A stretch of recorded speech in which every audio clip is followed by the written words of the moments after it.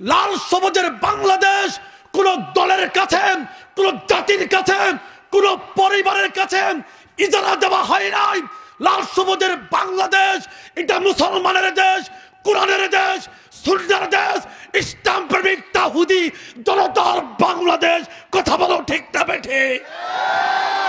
মুহতারাম হাজিরিন, মনে রাখবেন জাতির পিতা যে ইব্রাহিম, এটা মুসলমানের ঈমান, এটা মুসলমানের আকীদা। কেউ যদি বিশ্বাস না করে তার ঈমান নাই। কথা বলেন ঠিক কিনা? কিন্তু শেখের বেটি আপনাদেরকে আমাদেরকে 15 বছরে জাতির পিতা শেখ মুজিবকে গিলানোর চেষ্টা করেছে, হিন্দুয়ানি সংস্কৃতি আমাদের উপর চাপিয়ে দেওয়ার চেষ্টা করেছে, এদেশের মুসলমানদেরকে নাস্তিকার মুরতাদদের উপর উঠার জন্য সর্বোচ্চ শিখরে পৌঁছে দেওয়ার চেষ্টা করেছে। কথা বলেন ঠিক না বেটি? শুধু জাতির পিতা শেখ মুজিব করেছে, এই জাতির আব্বা শেখ মুজিবের নামে গোটা বাংলাদেশে 10,000 ভাস্কর্য বানাইছে। কত হাজার? হ্যাঁ, কথা বলেন কত হাজার? এক একটা মূর্তির দাম 100 কোটি, 200 কোটি, 500 কোটি করে খরচ খরচেছে। কত? 4,000 কোটি টাকা। বলেন কত হাজার কোটি? জোরে বলেন কত হাজার কোটি? মুহতারাম হাজিরিন, শেখ হাসিনাকে পাইলে প্রশ্ন করতাম, এটা কি তোমার বাপের টাকা ছিল কিনা? কথা বলেন ঠিক কিনা? আপনারা আমার দেশের টাকা সম্পদ লুণ্ঠন করে তার বাবার মূর্তি বানিয়ে দেশটাকে ফকিন্নির বাচ্চা বানাইছে। জোরে বলেন কথা বলেন ঠিক না ঠিক?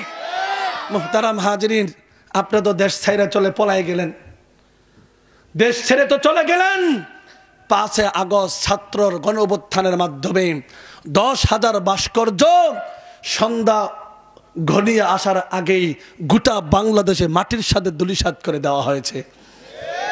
কথা বলেন ঠিক না ঠিক? আরে সবচেয়ে বড় মূর্তি ছিল বিজয়নগর।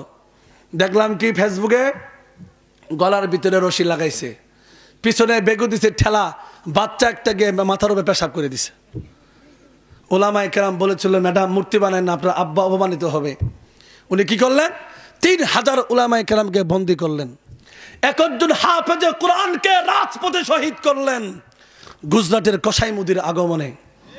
কথা বলেন ঠিক না ঠিক? মুহতারাম হাজিরিন, আপনি তো চলে গেলেন, আপনার বাবা কত অপমানিত হলো। মুহতারাম হাজিরিন, বুঝার চেষ্টা করবেন। 5 আগস্ট গণঅভ্যুত্থানের মাধ্যমে সমস্ত মূর্তি নামায়, ভাস্কর্য নামায় মূর্তিগুলোকে মাটির সাথে ধূলিসাৎ করে দেওয়ার মাধ্যমে প্রমাণ হয়েছে 56,000 বর্গমাইল লাল সবুজের বাংলাদেশ কোন দলের কাছে, কোন জাতির কাছে, কোন পরিবারের কাছে ইজারা দেওয়া হয় নাই। লাল সবুজের বাংলাদেশ এটা মুসলমানের দেশ, কোরআনের দেশ, সুন্নাহর দেশ, ইসলাম প্রেমিক তাহুদি জনতার বাংলাদেশ। কথা বলো ঠিক না বেঠে?